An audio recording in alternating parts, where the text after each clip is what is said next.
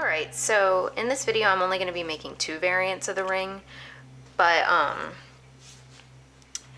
thought I'd still show 3 different ways to dye your resin. I'm only going to be making the ring with 2 of these methods for now, but I will still explain the other method. Like this jewel right here, I'm not going to be using on any of these rings this time around, but I'm still going to show you how I dyed this in case you want to use that method. This one, I'll show you, I've shown this in some of my other videos, and I'll talk about that, and then this one. So, alright, let's begin. Alright, so I'm going to start with this one right here. This jewel was actually dyed with oil paint. I used a cheap oil paint to get, to dye it because I didn't want to use any of my expensive ones for it.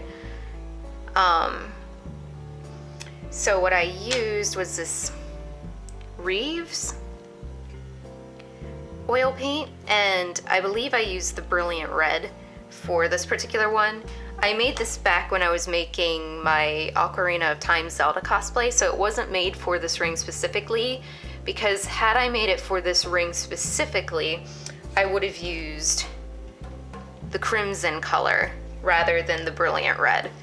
But because this was made for the Ocarina of Time Zelda cosplay, I used a different red. So yeah, this was made for that, but I considered using it for this project as well. So yeah, this was dyed with oil paint. When I mixed the resin up, I put a little bit of the oil paint in it. And you also get like, I don't know if this will show up or not. Oh, like right around there. Don't mind, this was sanded down because I was trying to get it to fit the ring, because I initially was going to use this, but I decided to use something else instead because this is a little too orange. But you can see these little marks inside of it. That's just some of the pigment from the oil paints. So I actually think that looks pretty neat though. It's an interesting touch. So yeah.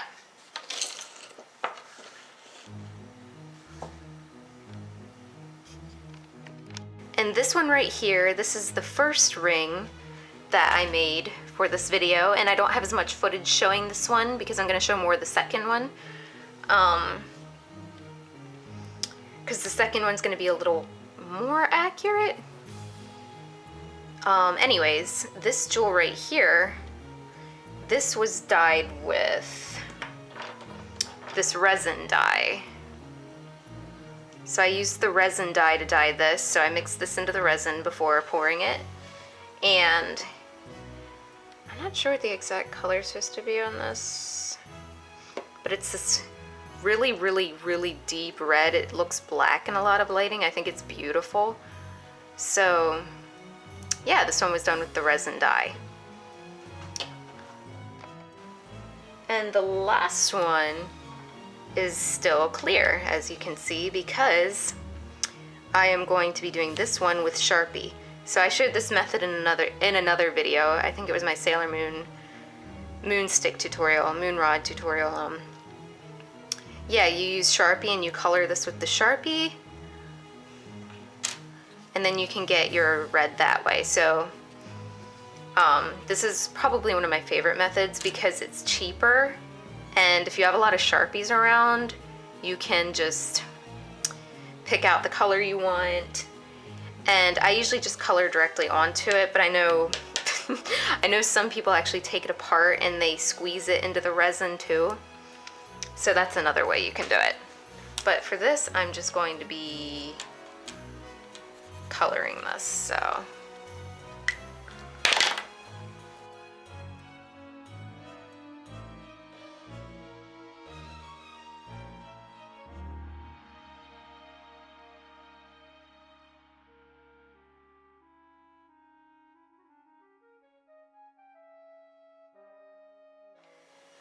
Alright, so remember in the previous clip where I said that I wasn't going to make one with this? I actually changed my mind because I remembered there is another way that you can do this.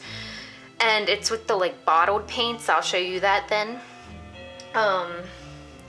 I just thought it might be an important method to show just in case you don't have access to spray paint, or you don't want to use spray paint because of the fumes or something, which you should be using safety anyways with spray paint.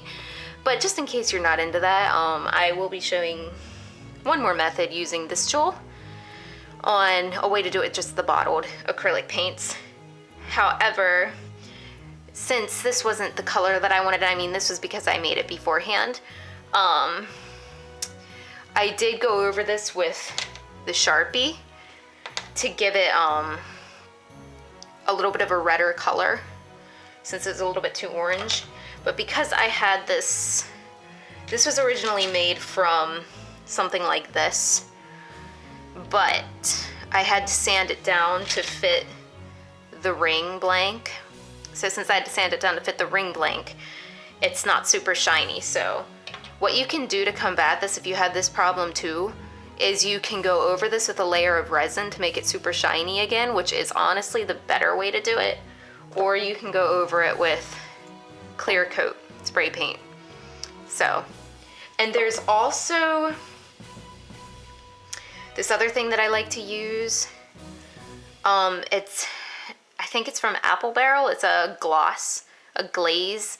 You can put that over it too. So you have the spray paint, the gloss, and the resin method to go over this to get it shiny again. And I'm sure there's other ones out there too, but those are 3 of them. And like I said, I think the resin one is the better of the 3, but honestly, as long as you get it how you're looking to get it, it's all good.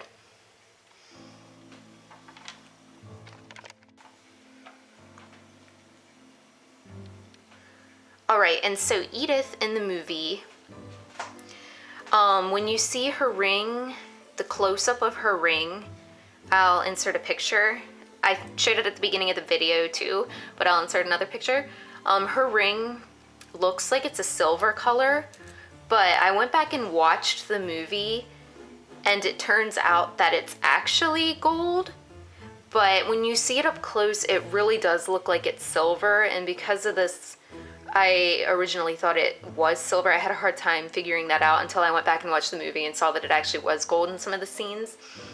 So what I've settled for is an aged gold look, because the way it looks when it's shown up close, it looks, you can tell, like, now that I know that it's gold, I can see that it is gold, but it does have a very aged appearance, which makes it look a little bit on the silver side, if that makes any sense.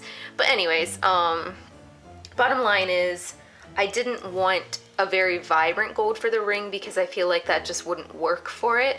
So I tried to go for more of a toned down gold appearance. So yeah, I didn't want it super vibrant gold. So I have 2 ring blanks here. Here's a gold one. I'm not going to use this one in the video.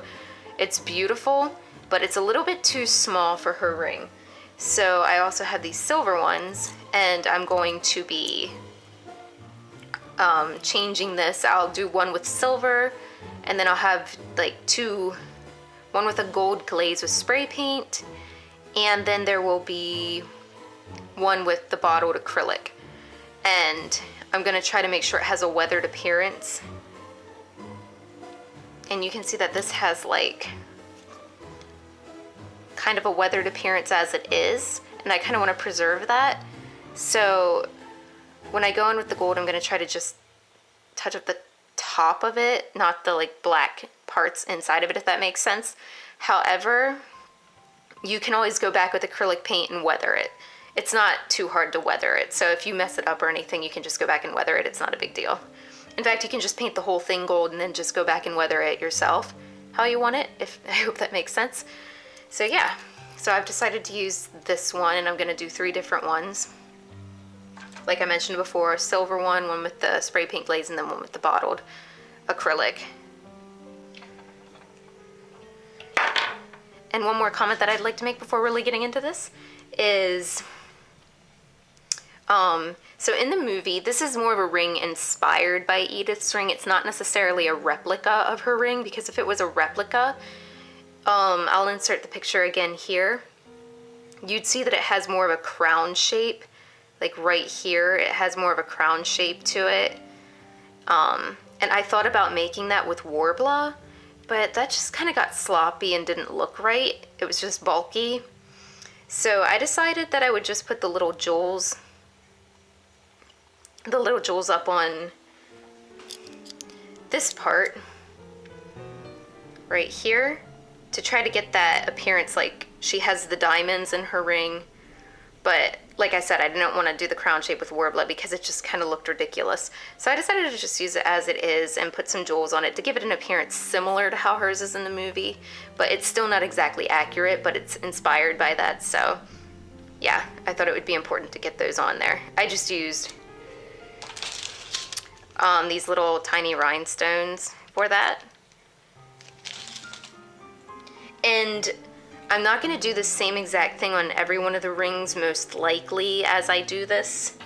I'm going to, since they're not supposed to be replicas of that ring and they're inspired by that ring, I'm probably going to do some of them differently. Like this one here, when I do this one, it might have a rhinestone right on this little circle part here where my finger's pointing, rather than the entire thing being covered with rhinestones. So you can really do it however you want. Remember, this isn't, I mean, you can make it a replica of the ring. I tried to make mine as close as I could because I really wanted a replica of that ring, but with that shape at the top, it was just really hard to get it. So I decided just to do something inspired by it. And you might be following this, not even trying to make Edith's ring. You might be just trying to find a way to make a nice gothic looking ring, and that's great too. So yeah, just do it however you want. It doesn't have to look exactly like that one. Just do it however you want. It's your choice, your ring. And can we just talk about how beautiful this design is? It's kind of a shame to just cover it up. It's so pretty. I'll link down below where I got these ring blanks. I got them from a seller on Etsy, so I'll link that down below. And now something that's really gonna help you when you put on these rhinestones is having a pair of tweezers. The rhinestones were the most frustrating part to get on this. As you can see, they're kind of, let me get this here. They're kind of cloudy because some of the glue got on it. Because it's, I didn't want to use hot glue because that's just too bulky and it might not be sturdy enough. So I used this Loctite glue, and yeah, it kind of made it a little cloudy, so I went over that with a gloss, and then I also sprayed this with clear coat when I was done with the entire thing. But yeah, it kind of makes it a little bit cloudy if you get it on it, so just try not to get the super glue on it. But if you do get it on, it's no big deal. You can just like shine it up. So yeah, keep some tweezers handy for when you get to this part. And the last thing that I want to cover before getting started here is the mold that I used for the resin. Now for this one here, the one that I dyed with the oil paint, that one was made with my own mold, which that mold is long gone now. But this mold, I got this from AC Moore. I'm gonna see if I can find it and I'll link it down below. I think it was from Cast and Craft? Is that what they're called? I'm not sure what that brand's called, but I'll link it down below where I got this. So yeah, I got this one and I used the little ones right here for this ring. And as you can see, it doesn't fit it completely, but I actually kind of like the look with the little gaps here. I actually really like that look, so I was fine with that. Now this one, on the other hand, should fit this pretty closely. So yeah, that's kind of up to you. You can use whatever mold you want. You can work on sanding one down to fit your ring blank. It's really up to you what you want to use. I just wanted to show what I used in case it gives you any sort of guidelines or anything to help you get started. And don't mind my hands. They've got spray paint and Sharpie on them, so don't get that on your skin. Alright, I totally forgot to note that you don't even need to use resin. If you wanted to use something like this, that would also be fine. So if you don't want to use resin to make it, go ahead and just find a jewel at the store or something that you can use. I actually originally looked for a jewel that I could use at the store because I wanted to save some resin. So I originally was looking for a jewel. I just didn't find one that I liked enough to use. It wasn't that I didn't like it enough to use, I just didn't see it. It wasn't fit for the project I was trying to get, like the, oh my gosh, that makes no sense. I couldn't find one that really fit the way I wanted it to, basically. So, but if you can find a jewel like this and you don't want to make it out of resin, then go for it. It's your ring, do it however you want, whatever you think is gonna work, go for it. Yeah, whatever you think is gonna work, just go for it. This video is just purely a guide, tips that you can follow if you want to. But yeah, it's up to you. You can make any changes that you want. You don't have to follow anything exactly. This is just a guide, more or less. So you do you. Now, if you use one like this, you could sand down the bottom to get it to lay a little flatter on it. That's actually really pretty. So yeah, that's another option.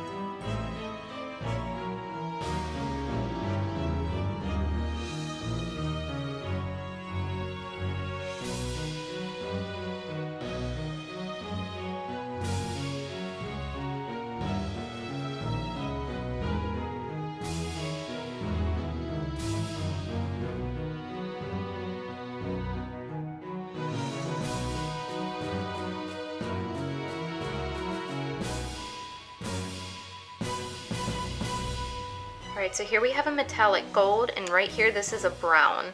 It doesn't look brown, it looks more black on the camera from what I can see, but it is brown.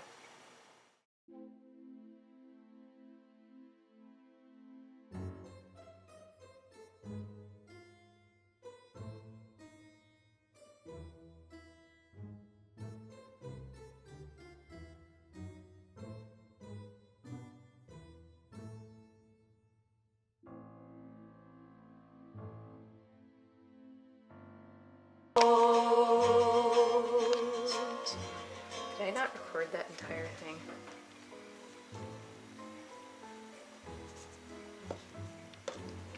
Alright, so right here, this is the spray painted one, but it turned out a little too gold, so I went back and I weathered it with the same brown that I weathered this one with. So this is just the one that's hand painted and has the weathering done. I wanted to keep it as silvery gold. I don't know exactly what I'm going for here, but yeah, so yeah, that's this one right here was the hand painted one. And this one here was the one that I spray painted gold and I weathered with the same brown that I weathered this one with. So, and I might give this just a quick glaze, just a really light one from pretty good distance with the spray paint, but that's totally optional. So